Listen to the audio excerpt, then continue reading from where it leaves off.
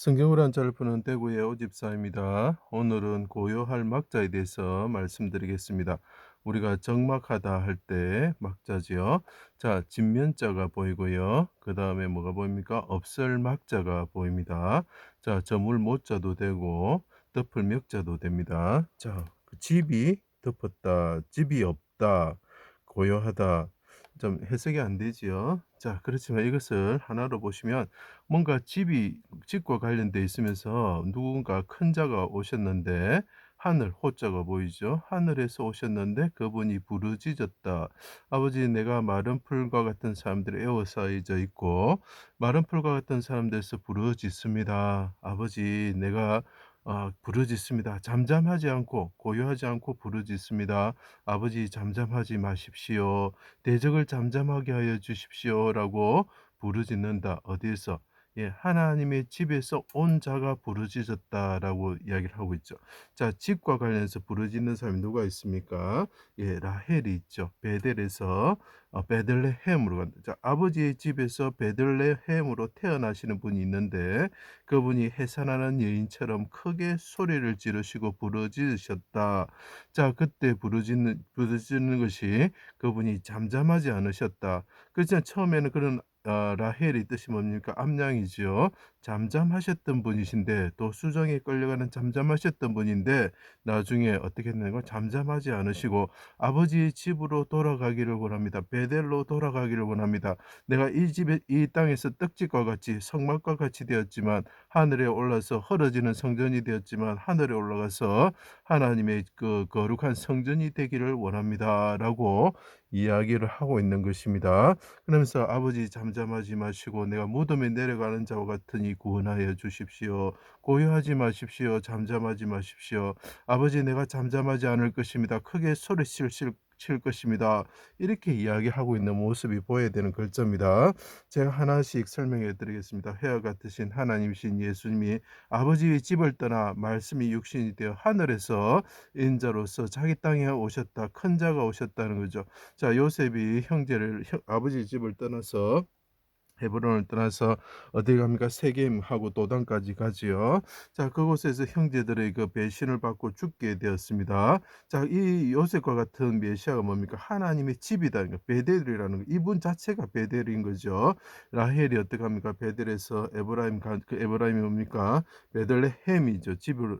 떡집이죠. 자, 그 하나님의 집에서 떡집으로 베들레헴을 오시는 분이 있는데 그분이 해산하는 여인처럼 아들을 낳을 것이라는 거죠. 그분은 암양과 같으신 분이라는 거죠. 자, 마른 풀과 같은 사람들이 애워싸고 수족을 찔러 십자가에 달았습니다. 또 수정에 끌려가는 어린 양과 틀 깎는 자 앞에서 잠잠하는 양과 암양과 같은 라헬과 같이 되었습니다. 그분이 입을 열지 아니하였다. 잠잠하였다는 거죠. 말이 없다는 거죠. 고요하다는 거죠. 하나님이 임하시는 성막처럼 되시고 떡집이 되신 거죠. 그 안에 보면 떡상이 있죠. 진설병상이 있죠. 떡상처럼 되시는 성막처럼 되시고 헐어지는 성전처럼 되셨습니다. 그분이 성전이신데 이 땅에 오셔서 성전이 헐어져 버리는 거죠. 그렇지만 그 하나님께서 세우시고 그것이 부활이지요. 성전을 세우심으로 다시 하늘에 오르셔서 우리가 지성소로 나아갈 수 있는 것입니다. 그분이 휘장처럼 찢어지셨을 때 우리가 담대히 성전 앞에 나아갈 때 우리가 죽지 않은 거죠. 하나님을 만나도 죽지 않게 되는 자가 되는 것입니다. 고운 모양도 없고 풍채도 없고 허무할 만한 아름다운 것이 없었다. 막자가 되는 거죠. 해가 빛을 잃고 해가 빛이 없다는 거죠. 어둠이 장막처럼 덮을 때에 덮을 명자가 되고 어둠이 있는 거 저물 못자가 됩니다. 어두울 명자가 여기서 보이시면 좋겠습니다. 우리가 명복을 빌다는 거죠. 육시에 어둠이 임하였다는 거죠. 어둠이 덮었다는 거죠. 나의 하나님, 나의 하나님, 어찌하여 나를 버리셨습니까? 크게 소리치셨다. 친구된 자들이 배신하고 친척들이 멀리합니다. 자, 쓸쓸하다는 혼자밖에 없다는 거죠. 그러니까 아버지, 멀리하지 마시고 속히 도옵소서. 나에게 도울 자가 없습니다라고 이야기를 하는 겁니다. 하나님께 이 큰 자가 크게 소리치십니다. 대적과 풀과 같은 사람들이 나를 에워싸고 수족을 찌릅니다. 아버지, 도울 자가 없습니다. 도와주십시오. 이렇게 이야기를 하는 거죠. 언제? 그분이 성막이 되었을 때에 이렇게 이야기를 하는 겁니다. 쓸쓸하다는 거, 혼자밖에 없다는 거죠. 낮에도 부르짖고 밤에도 잠잠하지 아니하오나 응답하지 아니하시나이다. 응답이 없다는 거죠. 잠잠하지 않는, 내가 고요하지 않습니다라고 이야기하는 거죠. 내 힘이 말라 질거려 조것 같고 입천장에 붙었나이다. 부르짖음으로 말미암아 살이 뼈에 붙어 셀 수 있습니다. 마른 풀과 같이 되었습니다. 여기서 보면 풀초자가 보이시죠? 요렇게 풀초자가 보입니다. 내 영혼을 아버지 손에 부탁하나이다. 아버지 손으로 뻗쳐서 구원하여 주십시오. 죄가 없으니 내가 없다는 거죠. 오른손으로 구원하여 주십시오라고 이렇게 부르짖는 거죠. 그분이 성막이 되어서 하나님께 부르짖는 거죠. 떡집이 되어서 부르짖는 거죠. 자, 베델이 되어서 부르짖는 거죠. 그때 어떻게 됩니까? 예, 아버지의 집으로 돌아가게 되는 겁니다. 아버지의 집에 가기를 원합니다. 잠잠하지 그때 아버지의 집에 가게 되면 어떡합니까? 잠잠하지 않냐고 내 영광으로 주를 찬송하게 될 것입니다. 하나님 아버지, 그러니까 잠잠하지 마시고 원수들을 잠잠하게 하여 주시고 아버지, 나를 무덤에서 내려가는 자와 같으니 구원하여 주십시오. 그래서 하늘에 올라서 하나님의 성전이 되게 하여 주십시오. 베델이 되게 하여 주십시오. 이렇게 이야기를 하는 거죠. 자, 그래서 베델에서 에브라임 즉 베들레헴으로 가는 곳에서 해산하는 여인과 같은 자가 태어나는데, 그 해산하는 여자가 어떻게 됩니까? 하늘에 오르실 아들을 낳게 되는 거죠. 그 여자는 누구냐? 예, 마리아가 아니고 예수, 십자가의 예수 그리스도죠. 그것이 이사야 42장에 여호와가 해산하는 여인처럼 헐떡거린다고 이야기를 하고 있습니다. 자, 그래서 그것을 잘 봐야 됩니다. 잘못 보면은 우리가 잘못 해석을 함으로써 지옥에 빠지게 되는 것입니다.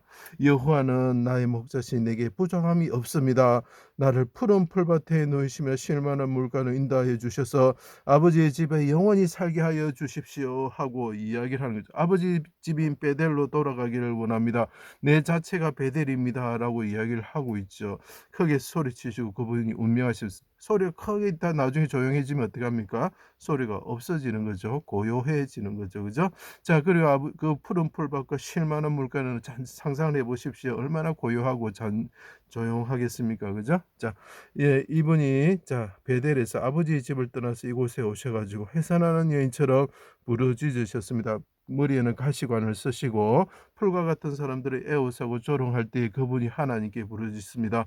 아버지, 내가 잠잠하지 않고 고요하지 않고 부르짖습니다. 처음에는 어린 양으로서 도수장이 끌려가는 양처럼 잠잠했지만, 대적 앞에서 잠잠하라고 하셔서 잠잠했지만, 이제 하나님 아버지 집에 돌아가기 위해서 부르짖습니다. 아버지, 오른손으로 구원하셔서 내 아버지 집에 이르게 하여 주십시오. 아버지, 잠잠하지 마시고, 내가 부르짖을 때 잠잠하지 마시고 고요하지 마시고 대적을 고요하게 만들어 주십시오. 잠잠하게 만들어 주십시오. 이렇게 부르짖는 예수님이 이 글자에서 보였으면 좋겠습니다. 제 강의를 들어주셔서 감사합니다.